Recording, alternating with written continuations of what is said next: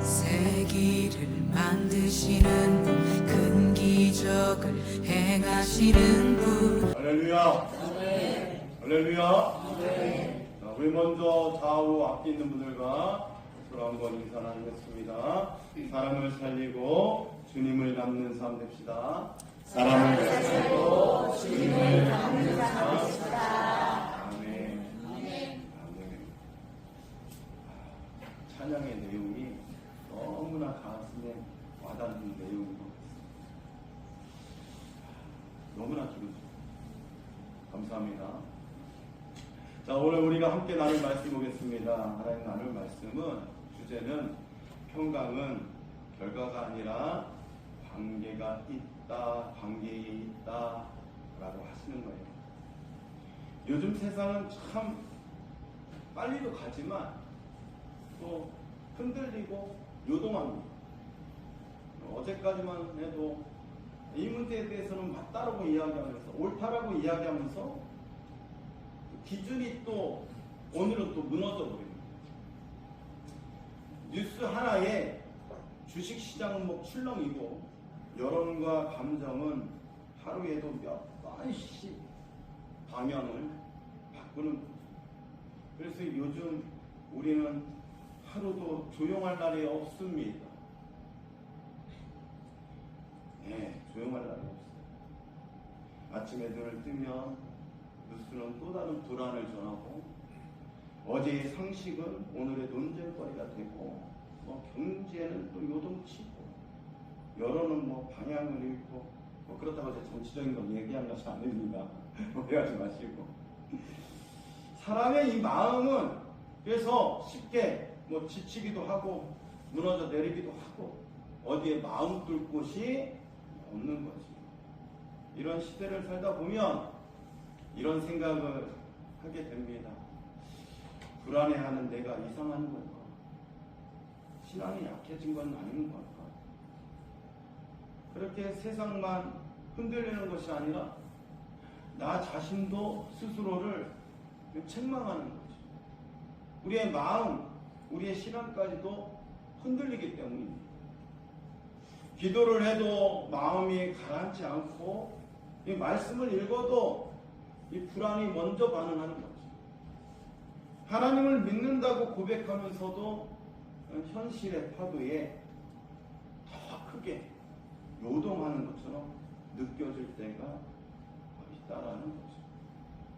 바로 이런 시대를 향해 오늘 본문 한 구절은 우리에게 용기와 담대함을 줍니다. 주께서 심지가 견고한 자를 평강하도록 지키시리니 이는 그가 주를 신뢰함이니이다. 아멘. 이 말씀은 흔들리지 않는 세상에 대한 약속이기보다는 흔들리는 세상 속에서 무엇을 지켜야 하는지를 일러주는 것 같습니다. 성경은 말합니다. 문제는 흔들림 그 자체가 아니라 마음이 어디에 고정되어 있는가에 달려있고 이 흔들리는 시대 속에서도 흔들리지 않는 사람, 환경이나 이 상황이 아니라 마음의 중심, 이 심지의 견고함에 있음을 강조하고 있다는 거죠. 그러므로 하나님은 흔들리지 않는 이 환경을 약속하기보다는 흔들리지 않게 지키려는 마음과 약속의 기억으로 우리를 붙드심을 알 수 있도록 오늘 이야기하는 것 같습니다. 오늘 본문 이사야 26장은 평화로운 시대에서 기록된 말씀이 아닙니다. 이사야가 이 말씀을 전한 시대는 지금보다도 더 불안한 시대였습니다. 이스라엘은 강대국들 사이에 끼어 있었고 전쟁의 공포는 일상이었다라는 거죠. 성벽이 언제 어느 때에 무너질지 나라가 사라질지 내일을 장담할 수 없는 그런 시대였어요. 그래서 사람들은 묻고 싶었을 거예요. 물어보고 싶었을 겁니다. 우리를 지켜줄 성벽은 어디 있으며 우리의 안전은 무엇에 달려 있는지를 말입니다. 이런 상황 속에서 하나님은 뜻밖의 말씀을 하신 거예요. 강한 군대를 세워주겠다라고 말씀하지 않습니다. 완벽한 전략으로 너희들을 세워주겠다고 하지 않습니다. 대신 하나님이 찾으시는 것은 단 하나입니다. 심지가 견고한 자. 그런 그에게 어떻게 하신다고요? 평강하고 평강하도록 지키시겠다라고 말씀하고 있는 거죠. 여기서 말하는 이 심지는 강한 의지나 흔들리지 않는 감정이 아닙니다. 히브리어 원어를 찾아보니까 이 뜻이 이런 거예요. 마음이 고정된 상태, 고정된 내적 방향을 의미하고 있습니다. 그러니까 이 심지가 견고하다라는 말은 감정이 전혀 흔들리지 않는다라는 뜻이 아니라 두려움이 없다라는 것도 아닙니다. 환경이 안정돼서 흔들리지 않는 마음 또한 아닙니다. 즉 하나님께 맞추어진 이 초점이 내면에 축이 된 셈인 거예요. 그래서 이 마음의 닻이 하나님께 내려져 있다라는 뜻입니다. 다시 말씀드리면 환경이 흔들려도 하나님께로 돌아오려 하는 마음, 그 마음을 하나님은 찾으신다. 그런 자가, 그런 사람이 평강하고 평강하도록 지키시겠다라고 오늘 약속하시는 줄 믿습니다. 히브리어 원문을 보니까 샬롬이라고 반복하는 이 평강하다 이 단순한 어떤 안정감을 이야기하지 않습니다. 그리고 일시적인 위로도 아닙니다. 깊고 지속되며 무너지지 않는 평강, 완전한 평강을 이루는 말이지요. 즉 외적 혼란 속에서도 유지되는 내적 평안을 뜻한다라는 거죠. 내적 평안.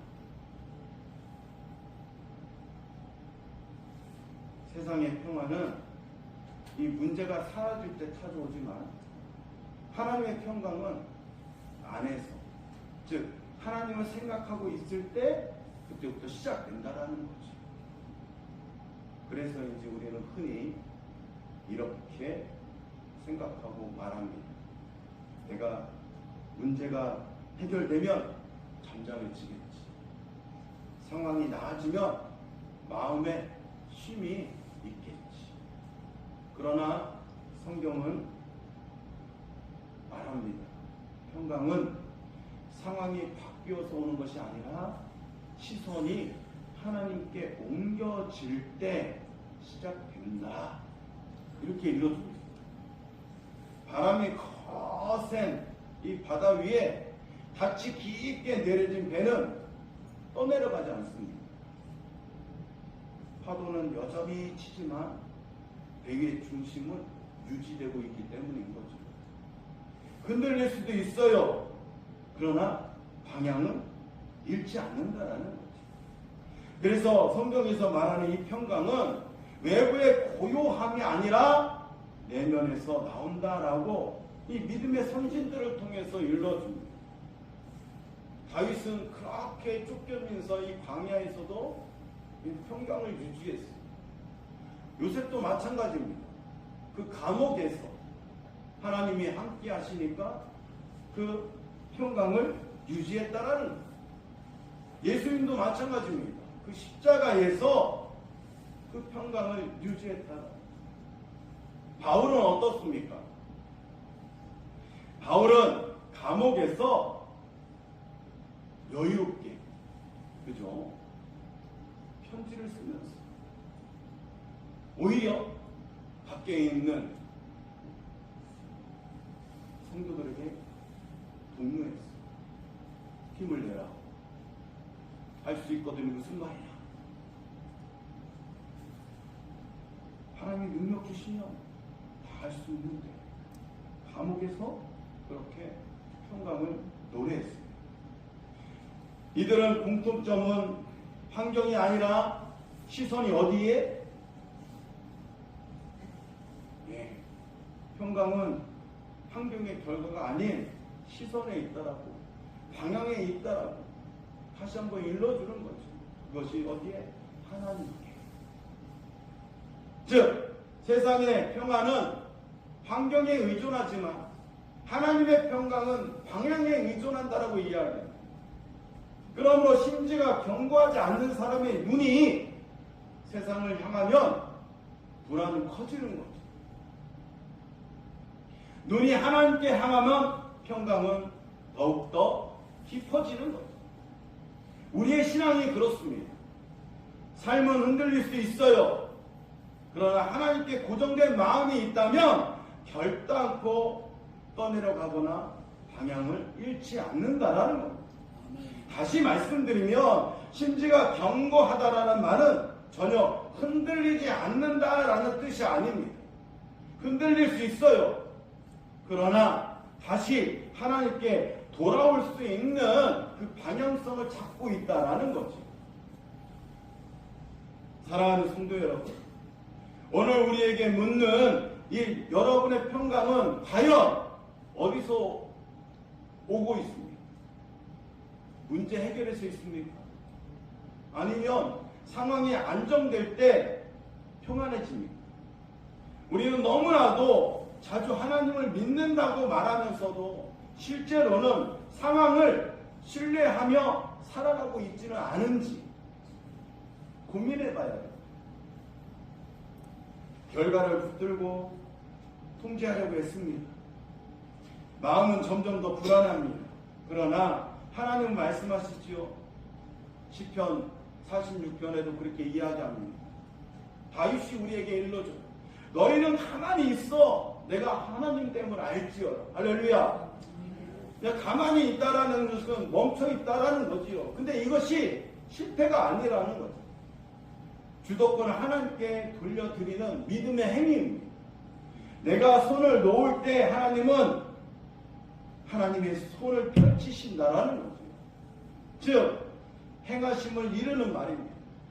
오늘 우리가 내려놔야 할 것은 무엇입니까? 붙들고 있던 염려이며 결과에 대한 집착이 아닙니까? 통제하려던 이 미래에 대한 문제 아닙니까? 하나님께는 모든 것을 내려놓고 다시 주님께 신뢰함으로 돌이키기를 추천합니다. 아멘. 짧은 기도라도요. 주님, 지금 제 마음을 당신께 고정합니다. 라고. 그러므로 여러분 평강은 감정이 아니라 위치에 있다고 이야기합니다. 하나님 가까이에 있을수록 평강은 깊어지는 거예요. 그러나 걱정, 근심이 가까이에 있을수록 불안은 더 커져만 갑니다. 그래서 이사야는 마지막으로 이렇게 진리를 나타냅니다. 그러므로 하나님의 평강은 문제의 결과가 아니라 하나님은 얼마나 신뢰했는지 그 결과이고, 신뢰의 결과로 하나님과의 관계가 얼마나 든든한지 확인할 수 있다라는 거죠. 제가 아버님을 보내면서 경험한 것이 있습니다. 아산병원에 바로 예약해가지고 바로 수술하고, 또 아버지는 이 코 속에 흑색종이라는 암이라 그래서 협진을 해야 된대요. 이비인후과만 하는 것이 아니라 그 속 안에, 그래서 내과하고 협진을 해서 수술을 해야 된대요. 근데 이게 협진하는 이 날짜가 잡기가 굉장히 어렵단 말이에요. 그런데 협진이 협력할 수 있는 그것이 한 달 만에 잡혔어요. 그러니까 한 달 만에 검사 받고 한 달 만에 수술을 한 거예요. 근데 아무리 백을 써도요, 그 한 달 만에 할 수가 있다고 하진 않습니다. 물론 고위는 대통령이면 몰라도 본인도 그 결과가 나오고 하는 검사 결과가 할 수 있는 부분들이, 되어지는 것들이 그렇게 짧게 그렇게 한 달 만에 이루어질 수 없다고 이야기합니다. 검사 결과 2번 하고 또 해서 2달이 넘어가고 그리고 나서 수술 날짜도 뭐 석 달이 지나서 잡히고 막 이랬다라는 거죠. 다른 사람 얘기 들어보고. 그런데 그런 생각이 드는 거예요. 이 상황이, 이 문제가 하나님 앞에서는 아무것도 아니라는 거예요. 즉 뭐냐면 너가 진짜 나를 신뢰하고 있느냐, 너가 나를 진짜 믿고 있느냐. 그런데 제 믿음보다도 아버지의 믿음이 오히려 하나님과 더 친밀한 관계 속에서 이루어진 것이 아닌가라고 생각되어지는 거예요. 이것을 깨닫게 됩니다. 그래서 그 한 달이라는 기간 가운데 이 수술을 받을 수 있었고 완벽하게 수술이 되었다라는 것을 봤습니다. 그래서 느껴지는 거예요. 야, 내가 평강할 수 있는 거? 우리 아버지가 평강할 수 있는 거? 예, 하나님과의 관계 가운데에 돈독했기 때문에, 든든했기 때문에 이것이 결과가 이렇게 나오는구나. 물론 아버지 그 암이 재발해서 대전에 내려와서 몇 달 또 수고하시다가 천국에 보내드렸지만 결과적인 것은 그 짧은 순간에 그 평강이 유지됐더라는 것을 기억합니다. 그래서 오늘 본문에도 분명히 이야기하는 거지요. 이는 그가 주를 신뢰함입니다. 그래서 평강의 조건은 상황이 아니라 신뢰에 있다라는 거예요. 얼마나 하나님을 신뢰하고 얼마나 하나님과 관계가 돈독한지. 불안이 사라져서 신뢰하는 것이 아닙니다. 신뢰하기로 결심하고 결단할 때 불안은 눈 녹듯이 녹아내리는 거죠. 말씀을 정리하겠습니다. 그러므로 그가 주를 신뢰함이니이다. 즉 주님을 굳게 의지하는 이 관계 속에서 평강은 지속됨을 일러주고 있다라는 거죠. 결국 평강은 문제의 끝이 아니라 하나님과의 거리, 이 관계, 즉 위치, 상황, 이 모든 것이 하나님과 얼마나 관계하고 있느냐라는 거예요. 평강은 내가 더 애써 얻는 보상이 아닙니다. 하나님을 신뢰하며 내려놓을 때 주어지는 선물인 것이죠. 평강은 문제가 끝난 후에 오는 보상이기보다는 신뢰, 굳게 의지하는 이 관계 가운데 먼저 주어지는 은혜인 줄 믿습니다. 그러므로 오늘 우리의 결단은 이것이어야 해요. 흔들리지 않겠다고 다짐하는 것이 아닙니다. 인간은 흔들리면서 가는 거예요. 흔들리면서 갑니다. 그 흔들릴 때마다 다시 하나님께로, 다시 하나님의 말씀을 의지하고 신뢰함으로 돌아가기를 결정하는 그 순간, 방향을 트는 그 순간, 그때 하나님은 약속하십니다. 내가 너를 평강의 평강으로 지키리. 늘 성경 안에서 예화를 대는 대표적인 그 인물이 돌아온 탐자입니다. 그가 아버지의 것을 다 탕진하고 이제는 이 돼지막에서 돼지만 먹는 쥐염려를 먹는데 기억이 나는 거지. 아버지께로 가면 이 품꾼의 하나들도 풍족하게 있을 것입니다. 그러니까 이 생각이 나니까 평안해지는 거죠. 그래서 아버지께로 다시 방향을 돌이킵니다. 그랬더니 아버지가 뭐라고 하십니까? 묻지도 않고 따지지도 않고 그냥 끌어안으시고 그냥 또 인장까지 꺼내서 너는 내 아들인데 왜 이제 어디 갔다 오느냐 또 얘기하시잖아요. 그것이 우리 하나님인 줄 믿습니다. 사랑하는 성도 여러분, 기억하십시오. 평강은 목적지가 아니라 동행의 증거입니다. 그러므로 오늘 하나님과 함께하는 우리의 예배는 우리가 그만큼 친밀한 관계임을 말해주고 있다라는 거예요. 예배는 다시 마음에 닻을 하나님께 내리는 태도이며 행위인 줄 믿습니다. 그러므로 세상은 흔들려도 하나님께 고정된 마음, 의지하는 마음, 신뢰함으로 흔들려도 무너져 내려도 무너지지 않으면 평강의 평강으로 지키신다라는 이 약속의 말씀을 믿으며 이 약속이 오늘 우리의 삶 위에서 하나님과의 관계 안에서 깊은 평안을 누리는 저와 여러분 복된 인생 되시기를 예수 그리스도의 이름으로 축원해 드립니다. 아멘. 기도하겠습니다.